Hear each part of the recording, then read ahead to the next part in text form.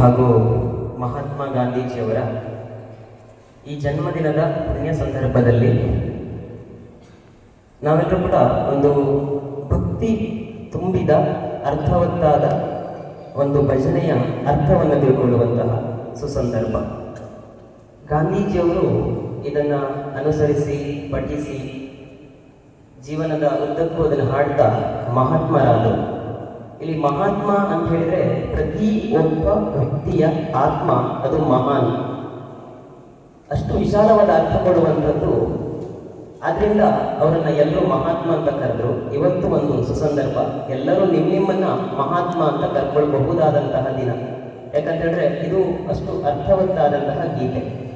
ಅದನ್ನ ಒಂದೊಂದೇ ಚರಣ ಸಹಿತ ಅರ್ಥವನ್ನ ತಿಳ್ಕೊಂತ ಬರೋಣ. ಮೊದಲು ಸ್ಮಿತಾ ಮಾತಾಜಿ ಹಾಡ್ತಾರೆ, ಅದಾದ ನಂತರ ನಾನು ನನ್ನ ಕೈಲಾದ ಮಟ್ಟಿಗೆ ಅರ್ಥವನ್ನು ಹೇಳೋ ಪ್ರಯತ್ನ ಮಾಡ್ತೀನಿ.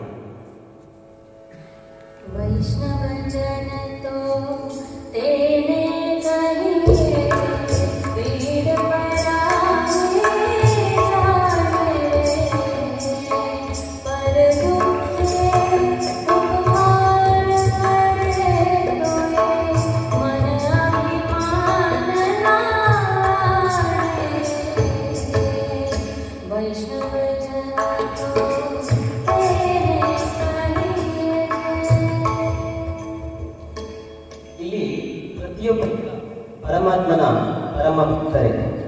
ವೈಷ್ಣವ ಅಂತ ಮಾತ್ರಕ್ಕೆ ಇವತ್ತಿನ ಶೈವ, ವೈಷ್ಣವ, ಬೌದ್ಧ, ಜೈನ ಈ ವ್ಯತ್ಯಾಸಗಳನ್ನ ಹೇಳಲಿಲ್ಲ. ಇಲ್ಲಿ ಎಲ್ಲರೂ ಕೂಡ ಪರಮಾತ್ಮನ ಭಕ್ತರು. ಯಾರು ನಿಜವಾದ ಭಕ್ತರಾಗಲಿಕ್ಕೆ ಸಾಧ್ಯ? ಪರರ ಪೀಡೆಯನ್ನ ಅಂದ್ರೆ ಇತರರಿಗೆ ನೋವನ್ನ ಉಂಟು ಮಾಡದೇ ಇರತಕ್ಕಂತಹ ವ್ಯಕ್ತಿ, ಆತ ನಿಜ ಅರ್ಥದಲ್ಲಿ ಭಕ್ತನಾಗಲಿಕ್ಕೆ ಸಾಧ್ಯ. ಇನ್ನು ಇನ್ನೊಂದು ವಿಶೇಷ, ಗೆಳೆಯರು ಖುಷಿಯಾಗಿದ್ದಾಗ ಎಲ್ಲರೂ ಓಡೋಡಿ ಹೋಗ್ತೀವಿ ಅವ್ರ ಬಳಿ.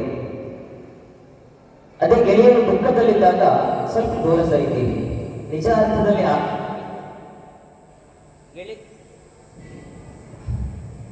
ಗೆಳೆಯರು ದುಃಖದಲ್ಲಿದ್ದಾಗ ಅವರು ಕರೆಯದೇ ಇದ್ರೂ ಸಹ ನಾವು ಓಡಿ ಹೋಗ್ಬೇಕು.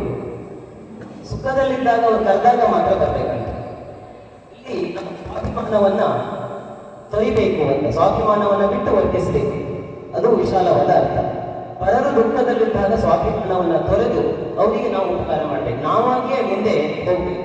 ಇದು ಒಬ್ಬ ಪರಿಪೂರ್ಣ ಮನುಷ್ಯನಾದವನಿಗೆ ಇರಬೇಕಾದ ಲಕ್ಷಣ. ಪರಿಪೂರ್ಣ ಮನುಷ್ಯನಾದವನಿಗೆ ಇರಬೇಕಾದಂತಹ ಲಕ್ಷಣ. ಇಲ್ಲಿ ಪರರು ದುಃಖದಲ್ಲಿದ್ದಾಗ ಸ್ವಾಭಿಮಾನವನ್ನು ತೊರೆದು ಅವರಿಗೆ ಉಪಕಾರ ಮಾಡು ಅಂತ ಈ ಭಜನೆಯಲ್ಲಿ ಹೇಳಿದ್ದಾರೆ. सकल लोकमा सोने संते निंदा न करे पांच पांच मन निश्चय राखे धन धन जननी वैष्णव जन तो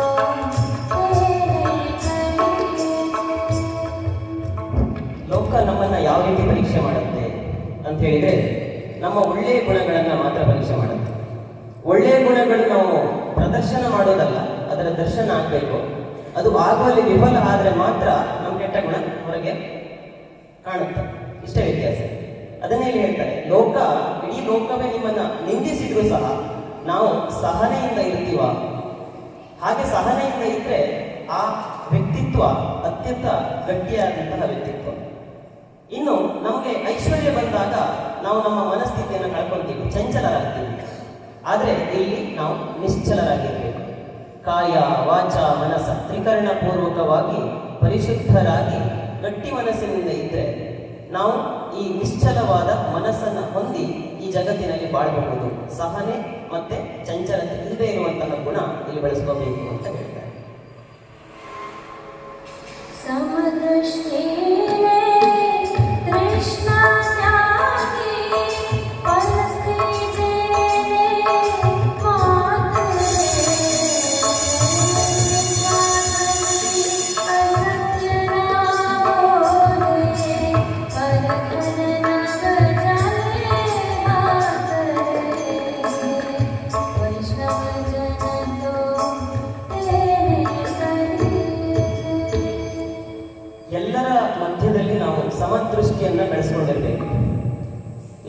ಸಮದೃಷ್ಟಿ ಅಂತ ಹೇಳಿದ್ರೆ ಯಾರ ಮೇಲೂ ನಾವು ಪೂರ್ವಾಗ್ರಹ ಪೀಡಿತರಾಗಬಾರ್ದು. ಮೊದಲೇ ನಾವೇ ಏನೋ ಅಂದುಕೊಂಡು ಅವ್ರ ಜೊತೆಗೆ ವರ್ತನೆ ಮಾಡೋದ್ರಿಂದ ನಮ್ಮ ವರ್ತನೆಯಲ್ಲಿ ಮೊದಲು ಬದಲಾವಣೆ ಕಾಣುತ್ತೆ.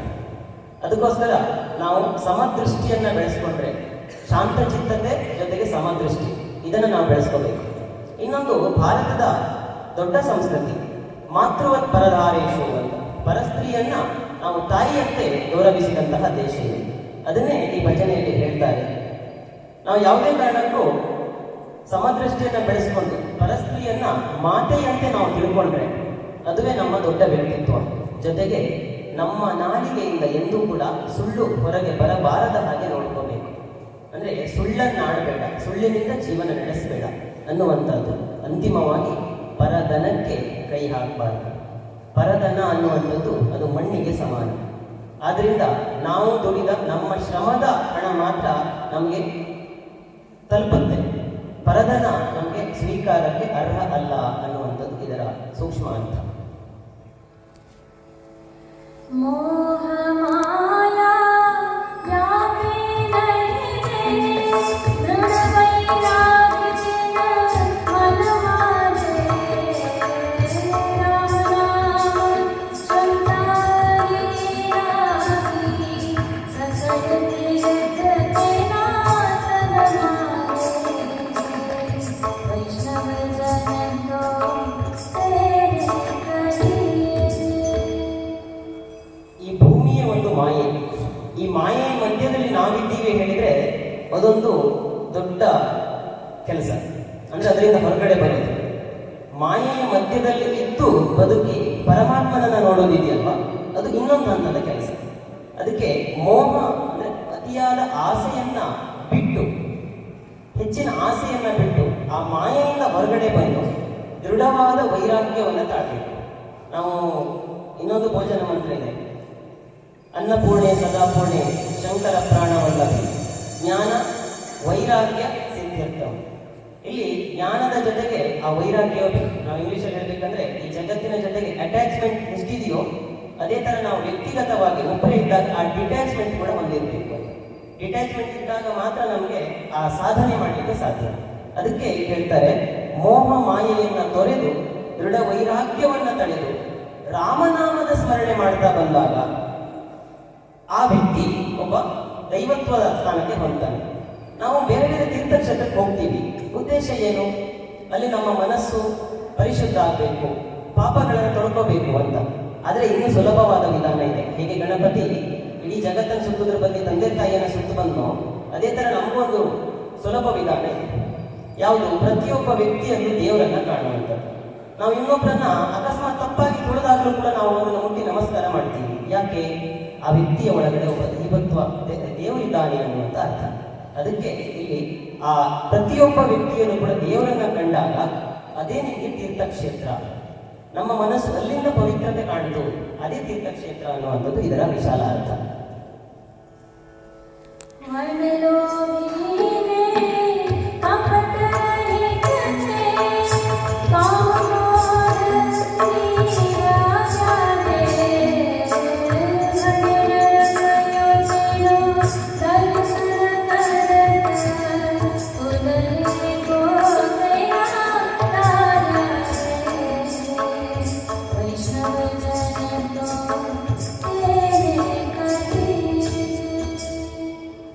ಯಾರು ನಮ್ಮ ನಿಜವಾದ ಶತ್ರುಗಳು ಅಂತ ಹೇಳಿದ್ರೆ 6 ಜನ ಇದ್ದಾರೆ. ಹರಿ ಷಡ್ ವರ್ಗಗಳು: ಕಾಮ, ಕ್ರೋಧ, ಲೋಭ, ಮೋಹ, ಮದ, ಮತ್ಸರ. ಈ 6ನ್ನ ಗೆದ್ದವನು ಮಾತ್ರ ಮೋಕ್ಷ ಅಥವಾ ಸ್ವರ್ಗದ ಪ್ರಾಪ್ತಿಯನ್ನ ಹೊಂದುತ್ತಾನೆ ಅನ್ನುವಂಥದ್ದು ಒಂದು ನಂಬಿಕೆ. ಅದೇ ಪ್ರಕಾರ ನಮ್ಮ ಮನಸ್ಸಿನಲ್ಲಿ ಯಾವುದೇ ಕಪಟ ಅಥವಾ ಲೋಭ, ಕಾಮ, ಕ್ರೋಧ ಇದನ್ನ ನಾವು ಮೀರಿ ನಮ್ಮದೇ ಒಂದು ವ್ಯಕ್ತಿತ್ವವನ್ನು ರೂಪಿಸಿಕೊಂಡ್ರೆ, ಅದು ಯಾವುದು ನಮ್ಮ ಬಳಿ ಸುಳಿಯದ ಹಾಗೆ ನಮ್ಮದೇ ಒಂದು ವ್ಯಕ್ತಿತ್ವವನ್ನು ನಾವೇನಾದರೂ ರೂಢಿಸಿಕೊಂಡಿವಿ ಅಂತ ಆದ್ರೆ ನಮಗೆ ಮೋಕ್ಷ ಸಿಗುತ್ತೆ. ಅದನ್ನೇ ಇಲ್ಲಿ ಹೇಳ್ತಾರೆ. ನರಸಿಂಹ ಮೆಹತಾ ಅನ್ನುವಂತಹ ಒಬ್ಬ ವ್ಯಕ್ತಿ ಈ ಭಜನೆಯನ್ನು ಬರೆದವರು. ಅಲ್ಲಿ ಅವ್ರು ಹೇಳ್ತಾರೆ, ನರಸನ ದರ್ಶನ ಆಗತ್ತೆ ಅಂದ್ರೆ ಮಹಾವಿಷ್ಣುವಿನ ದರ್ಶನ ಆಗತ್ತೆ. ಅಂತಹ ಒಂದು ಪವಿತ್ರ ಕಾರ್ಯಕ್ಕೆ ನಾವು ನಮ್ಮ ಆತ್ಮಶುದ್ಧಿ ಮಾಡ್ಕೋಬೇಕು. ಅದನ್ನೇ ನಾವು ಹೇಳ್ತಾರೆ ಹರಿಷಡ್ ವರ್ಗಗಳನ್ನ ಗೆಲ್ಲೋದು ಅಂತ. ಇಷ್ಟು ಸರಳವಾಗಿರ್ತಕ್ಕಂತಹ ಅದ್ಭುತವಾದ ಅರ್ಥವನ್ನು ಕೊಡುವಂತಹ ಒಂದು ಈ ಗುಜರಾತಿ ಭಾಷೆಯ ಗೀತೆಯನ್ನ ಜಯಂತ್ ಕಾಯ್ಕಿಣಿ ಅವರು ಕನ್ನಡದಲ್ಲಿ ಬಂದಿದ್ದಾರೆ. ಈಗ ಕೆಲವರಿಗೆ ನಾನು ಹೇಳಿದ ಅರ್ಥ ಆಗಿರಬಹುದು, ಇನ್ನು ಕೆಲವರಿಗೆ ಇನ್ನೂ ಹತ್ತಿರದಲ್ಲಿ ಅರ್ಥ ಆಗಬಹುದು. ಅದನ್ನ ಒಮ್ಮೆ ವಾಚನ ಮಾಡೋ ಪ್ರಯತ್ನ ಮಾಡ್ತೀನಿ. ಎಲ್ಲರ ನೋವನ್ನು ಬಲ್ಲವನಾದರೆ ಗೆಲ್ಲುವೆ ನೀನು ಬಾಳಲ್ಲಿ, ಲೋಪವಿಲ್ಲದೆ ಉಪಕಾರವೇ ಸುಖವು, ಗರ್ವವು ಬರದಿರೆ ಮನದಲ್ಲಿ.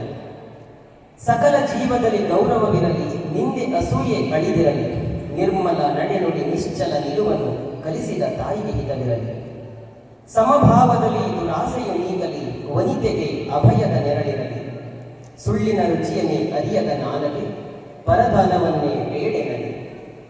ತಳಕು ಬೆಳಕುಗಳ ಮೋಹವ ಮೀರಿ ಸ್ಥಿತ ಪ್ರಜ್ಞೆಯ ಮನ ಉದಯಿಸಲಿ. ಮನುಜ ರೂಪದಲ್ಲಿ ದೇವರ ಕಂಡರೆ ಪುಣ್ಯಧಾಮಗಳೇ ಹೃದಯದಲ್ಲಿ. ಕಪಟವರಿಯದೆ ಸಾಗುನಿ ಬೀಳದೆ ರಾಗ ದ್ವೇಷಗಳ ಸುಳಿಯಲ್ಲಿ. ಮಮತೆಯಲ್ಲಿಯೇ ಮನುಜನಾಗುವ ಪಯಣವೇ ಬಾಳಿನ ಗುರಿಯಲ್ಲಿ, ಪಯಣವೇ ಬಾಳಿನ ಗುರಿಯಲ್ಲಿ. ಧನ್ಯವಾದ.